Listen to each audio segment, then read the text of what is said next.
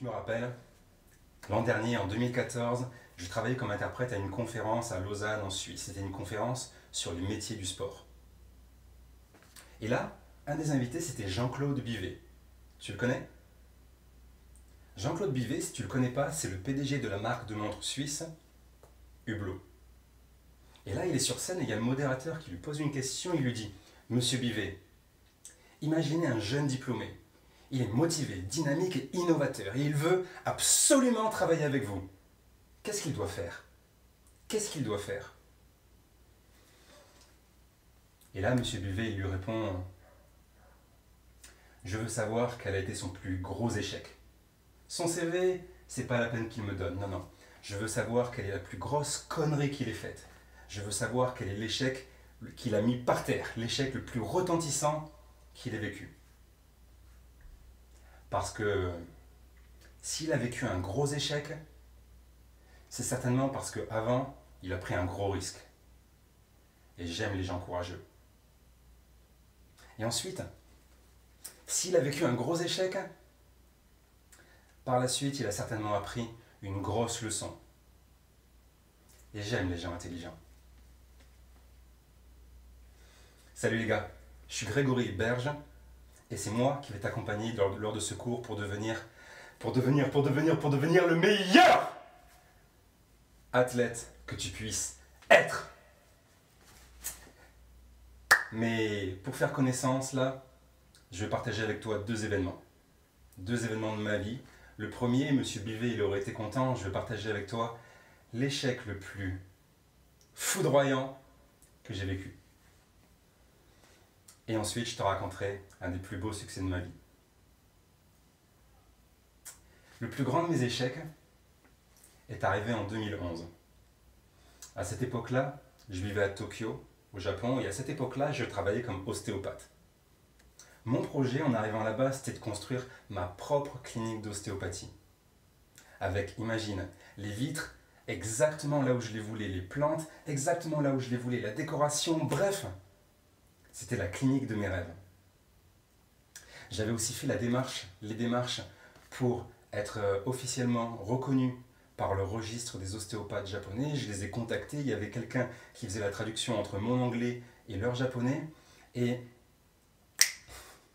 j'ai dû rédiger un essai comparatif sur l'ostéopathie dans les différents pays où j'avais travaillé. J'ai dû passer un examen et à la fin, on m'a dit: Monsieur Berge, bravo.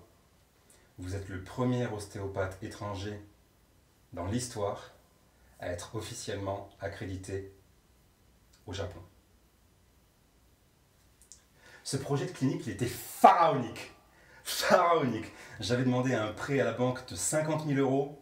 J'avais engagé deux ostéopathes, ils étaient français, la secrétaire, elle était japonaise. On avait organisé un photoshoot dans la clinique, le photographe, il était britannique, la mannequin, elle était japonaise. C'était un Australien qui avait conçu le site internet. La table de traitement, elle venait de Californie. Et même les cartes de visite, elles venaient des États-Unis.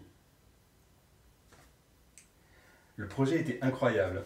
Et à cette époque-là, tu sais, j'étais vraiment heureux et incroyablement excité. Heureux et incroyablement excité parce que le matin, j'allais à l'école pour apprendre le japonais. Puis, j'allais courir parce que j'étais inscrit au marathon de Tokyo. Et enfin, j'allais à ma clinique pour travailler sur tout ce projet. Et le soir, comme un vrai businessman japonais, je rentrais chez moi et je m'endormais dans le train.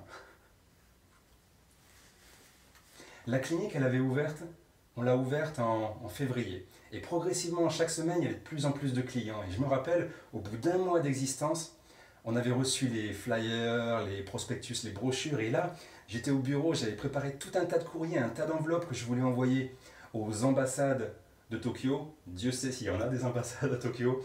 Aux écoles françaises aussi là-bas, pour leur annoncer la grande nouvelle, l'ouverture de la clinique de mes rêves.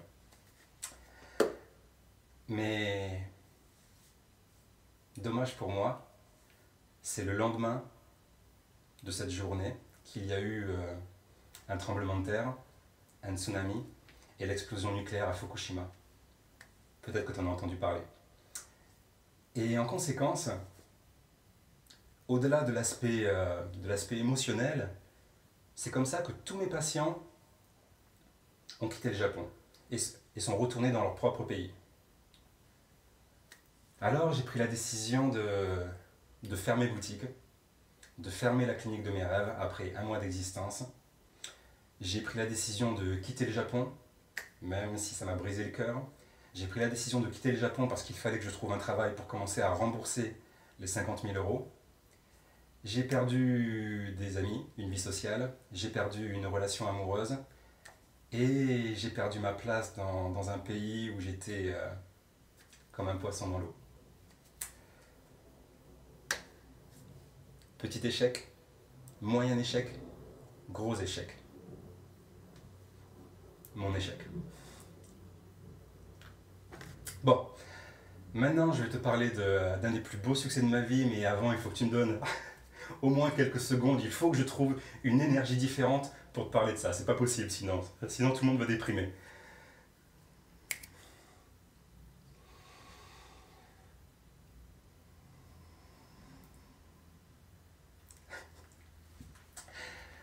Un des plus beaux succès de ma vie est arrivé en janvier 2015, cette année.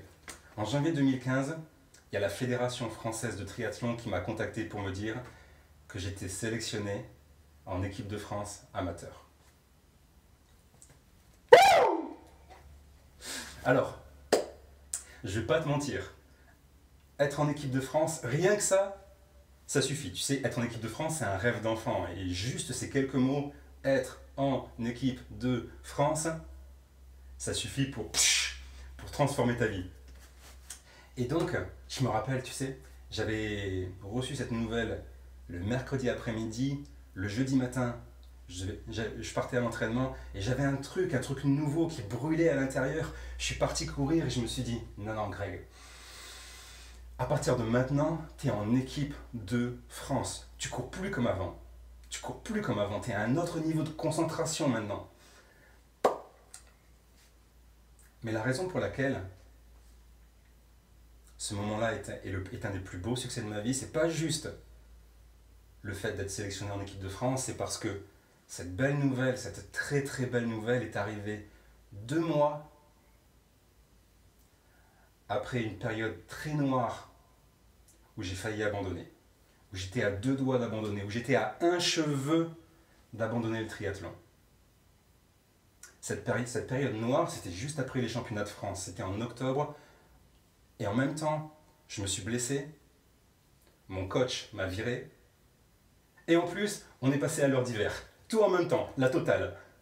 Et donc, ce qui fait que, tout ça a fait que pendant 2 mois, j'ai traversé un trou noir.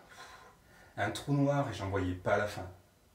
Je continuais quand même à m'entraîner, mais j'étais envahi de doutes. J'allais à l'entraînement, je nageais, je faisais du vélo, je courais, mais j'avais la tête ailleurs. Complètement ailleurs. Mon corps faisait la séance d'entraînement, mais ma tête était complètement ailleurs. J'avais des doutes, plus aucune certitude, clarté sur mes objectifs. Je me demandais pourquoi je faisais ça, pourquoi ça m'arrivait. Bref, c'était une période très noire. Et donc j'ai failli abandonner. J'ai failli abandonner jusqu'au jour où j'ai vu la lumière au bout du tunnel. Et quelques semaines après, il y a l'équipe de France qui m'a appelé. Donc pour moi, cette récompense de l'équipe de France, ça souligne ma persistance. Ma persistance et mon courage parce que j'ai pas abandonné. Parce que j'ai pas abandonné. C'est ça, la leçon que je retire, c'est que j'ai pas abandonné. Il y a tant de fois dans ma vie, j'ai abandonné plein de fois dans ma vie. J'ai abandonné plein de fois dans ma vie et plein de fois j'ai fait cette erreur d'abandonner. Mais le jour, il y a quelque temps où j'ai compris que pour avoir du succès dans n'importe quel aspect de la vie ou dans sa carrière athlétique, qu'il ne fallait pas abandonner, ça a été une grande leçon. Et ça n'a pas été un petit succès, pas un moyen succès, pas un grand succès. Ça a été un incroyable succès de comprendre ça.